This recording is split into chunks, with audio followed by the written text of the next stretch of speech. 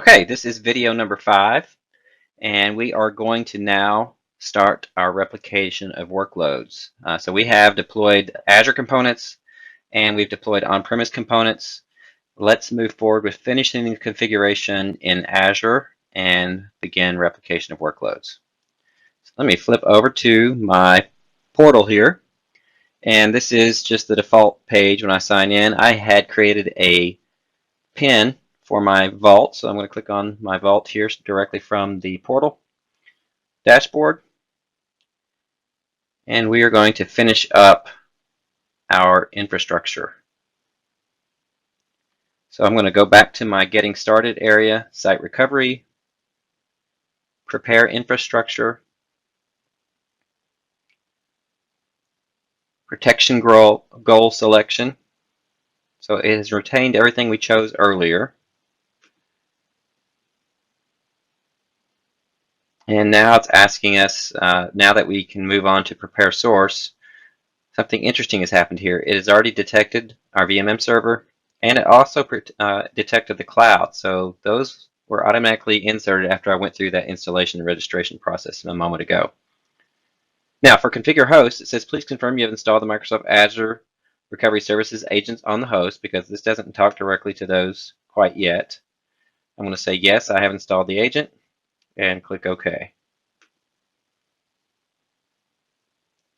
Now we can move on to target prepare. This is where we configure the settings on how VMs are stored once they come into Azure.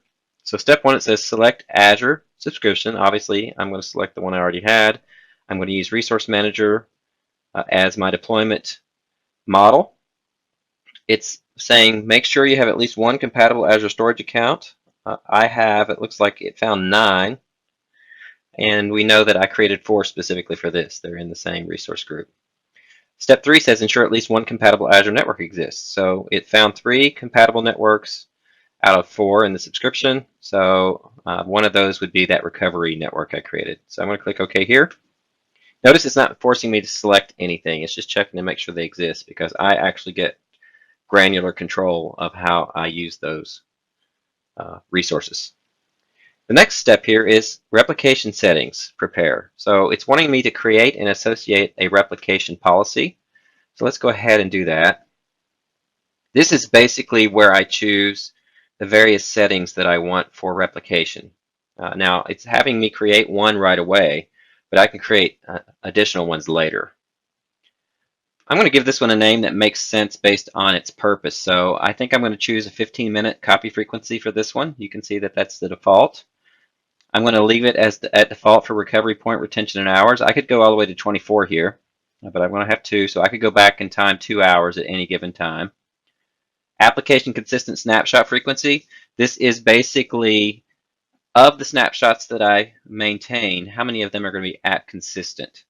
And that means we will, when we take snapshots of virtual machines, we will invoke a VSS request into the virtual machine, so the applications that are aware of VSS will write their data and we'll have an application consistent snapshot. We also choose whether we want to replicate immediately or if we want to schedule replication to start at a different time of day. Now this is just for the initial replication. Once replication has begun, it continues based on the 15-minute interval. Do I want to encrypt data stored on Azure? That is an option for Azure Site Recovery level encryption. I actually encrypted my storage accounts when I created them, so I'm going to leave this one off. And then we can see here that there are advanced VMM settings if I choose to configure how users will access VMM. We won't get into that now. So let me go ahead and name this policy. I'm just going to call it the ASR 15-minute. And then I'm just going to use a convention of 2-1. So 2 hours, 1 hour app consistent frequency. So you could choose anything that makes sense for you there. I'm going to click OK. And that creates our first replication policy. Now the next thing it's wanting us to do here is associate this replication policy. So it's going through the process of creating the replication policy now. when it is done with that, it's going to associate that policy with the primary site. And you can see that it's already successfully created the replication policy, and now it's associating.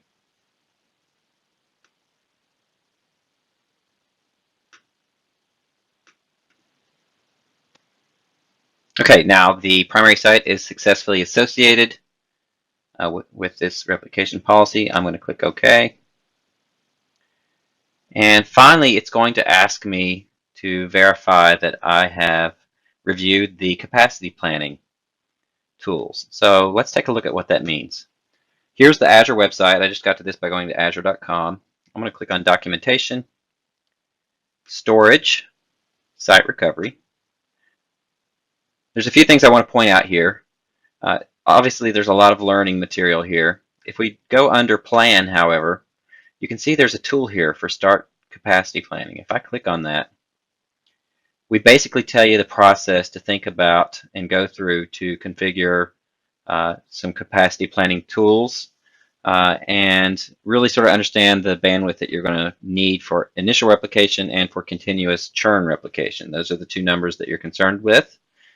So take a look at this link when you have a second as you start planning. It gets pretty detailed about the bandwidth requirements for your environment. And it gives you the ability to get really detailed if you want to. Now, this is something you really should go through, especially if you're going to go full production with your installation. Now, if you're doing a POC just to play around, this isn't quite as important, especially if you're only going to do a single VM. But as you really start planning, definitely take a look at this, go through the process to understand what it requires. While we're here, I just want to show some other things as well. Under this deploy link, you can see all the different scenarios of how site recovery works. We are currently replicating Hyper-V VMs with VMM to Azure. If I click on this link, it gives us all the instructions that I just went through. So everything that we've talked about in this series, how to create the configuration, the drawing that we reviewed, step-by-step processes. If you want to understand what every single setting really means, you can check out this link. It's all here. Okay, great site for getting a lot of information about site recovery. In addition, you're going to find all sorts of things here, as we've talked about before. Okay, so we're going to say we have reviewed the capacity planning tool, and click OK. And click OK again. So we have finished step number 1, prepare infrastructure. And so we are going to go on to step number 2, replicate application.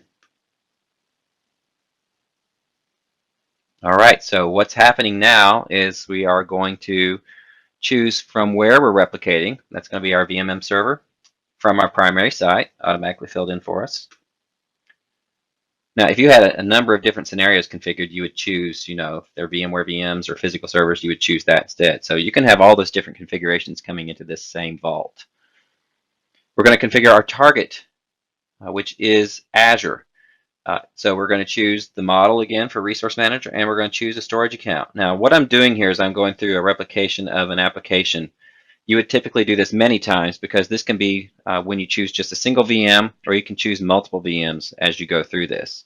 So for this time that I'm going through, I'm going to replicate to the storage account edu primary 01. I'm going to click OK. And the next thing it's going to do is it's going to go back to the VMM server, check out the VMs that are in that primary cloud that we created, and it's going to let me choose them. So I can click on each one of these VMs and click OK because I'm going to replicate both of those. And these are both going to go into the replication policy we created because we only have one at this time.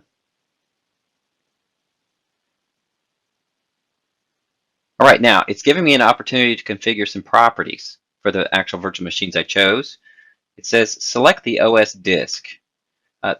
Both of these virtual machines only have a single disk, so I only have an option for one. Now, if you had a VM that had multiple disks, you'd want to make sure you choose the volume on that VM that is the OS disk. Now, I have been at customers before who think they selected the OS disk, but they didn't because their names of their disks in VMM on those virtual machines weren't quite decipherable from here. So you may want to go back to your VMM server or your source VM and check the name of the boot disk.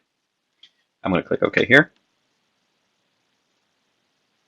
And finally, it's going to have me choose a replication setting. We only have the ASR 15 minute to 1 option. If I added more, we could choose and drop down and select which one we want. So I'm going to click OK here. And finally, I get the big button that says Enable Replication. So I'm going to click on Enable Replication. And this is basically going to go through the process of enabling protection for those two virtual machines. Now, after you enable protection, you can click up here and you can see that our protection was successfully enabled for these virtual machines. Now the rest of our work is done outside of this wizard. So I'm going to close this down and take us back to our settings menu here.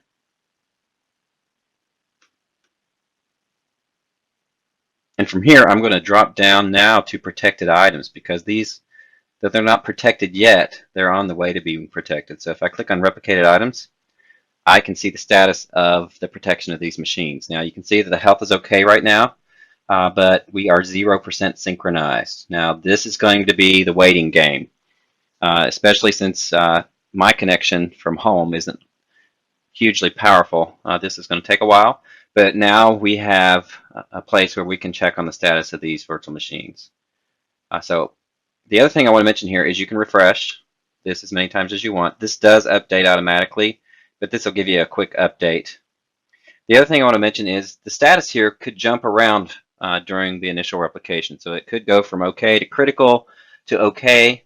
You can ignore that for the most part, because as long as the job continues to run, it may go in and out of those states depending on the bandwidth available and on a number of other factors, like if someone rebooted the host or something like that. So don't be alarmed if the status changes before it's finished. It might get up to 91% and then the status go to critical. You can ignore that if it happens to you, or at least not get alarmed and give it some more time.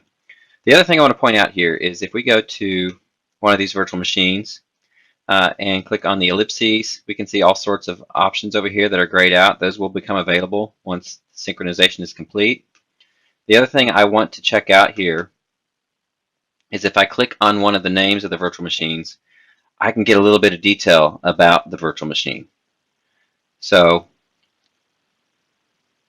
as this fills in, I can see some of the same information that I had seen over to the left, 0% synchronized, but here's where the interesting information is. Over here I can look at the compute and network.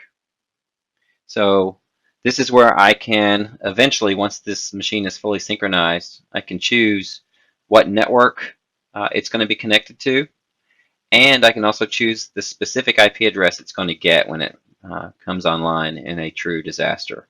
So you can set that in advance. The other thing here you can see is the disks. So you can see the percentage of disks. If you have a number of disks during synchronization, if you want to get granular about where we are across those disks, that information will be listed here.